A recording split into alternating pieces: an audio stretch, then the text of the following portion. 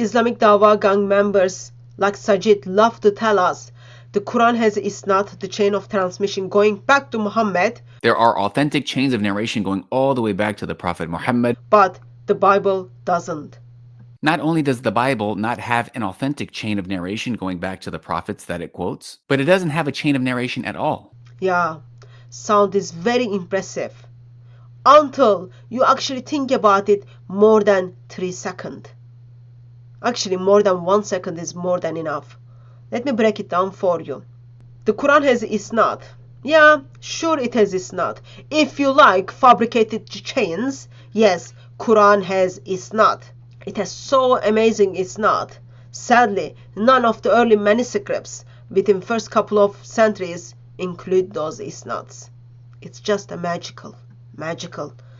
Muslims boast about Isnad as if Muhammad personally oversaw the whole thing. But let me tell you, no, Muhammad saw nothing. Muhammad saw nothing at all. The Isnad wasn't even around at the time of Muhammad. It developed much later.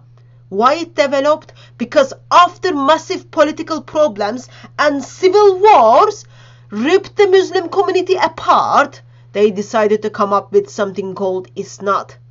Early Muslims didn't care about Isnad. They spread the hadiths without checking sources because nobody had invented the Isnad at that stage. Muslim historians like Goldziher and Sajid shows that Isnad were routinely fabricated to support sectarian and political agendas. They have written whole books about it. So if you wanted your view to be authoritative, what do? No problem, bro. Just slap a fancy Isnad on it. Instantly credible. Islamic tradition even admits that transmitters invented hadiths to back up their opinions. So, when Muslim tells you we have Isnad, you've got to translate it as Muslims are telling you we have politically motivated, human-made story chains invented long after Muhammad died. Bible doesn't have Isnad. Why? Because it didn't need it. Christians never needed to fabricate Isnad because we have something far better. Public, massive, international circulation of scripture starting immediately. The gospel and epistles didn't sit in secret oral chains. They were copied, quoted, translated, and spread across the continent by the very first generation. Early church fathers quoted the New Testament so much that today, if you burn the Bible in the planet Earth, if every Bible is being burned on the planet Earth, you could still reconstruct almost the whole thing from their writing. Meantime, what about the manuscripts? Oh, just over 5,800 Greek manuscripts. More than any ancient book in history. The Bible wasn't preserved by whispering stories among few elites. It was preserved through massive public distribution, documentation, and verification across the known world. You know what is irony here? The Quran depends on oral tradition more than manuscripts. The earliest Quranic manuscripts we have, from Sana to Paris to Topkapi to Tashkent to Egypt, none of early manuscripts is exactly the same with the Quran we are reading today. They have corrections and editings in them. Think about the Sana manuscripts. It's very much messed up. You open those manuscripts, there is no Isnad in them at all. Quranic preservation depended on reciters' memory, yet reciters had very bad memory. Within 20 years after the death of Muhammad, Muslims start calling other Muslims because the way Quran was recited as kafir. Within time life of Muhammad, the Prophet of Islam couldn't even remember the verses.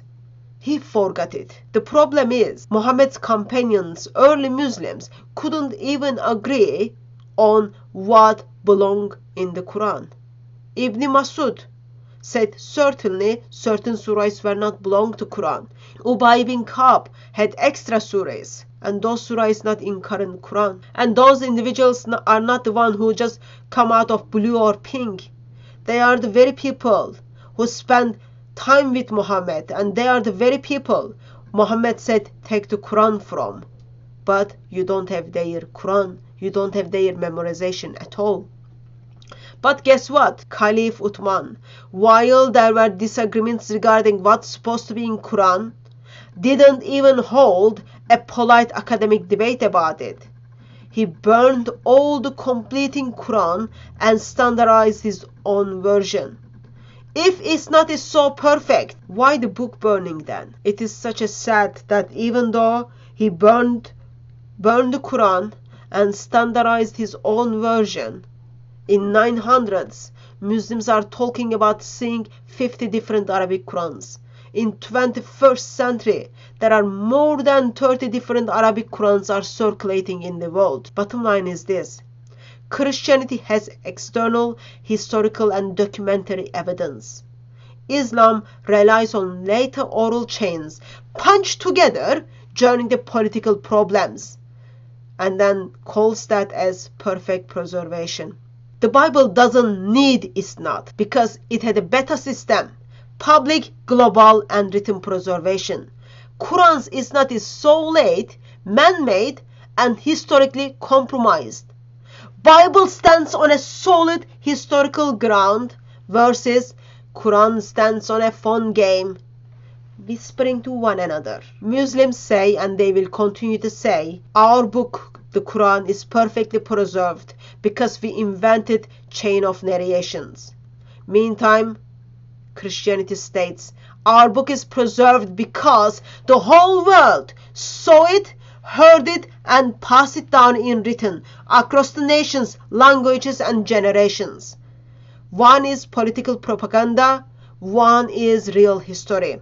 I will let you guess which one is worth trusting.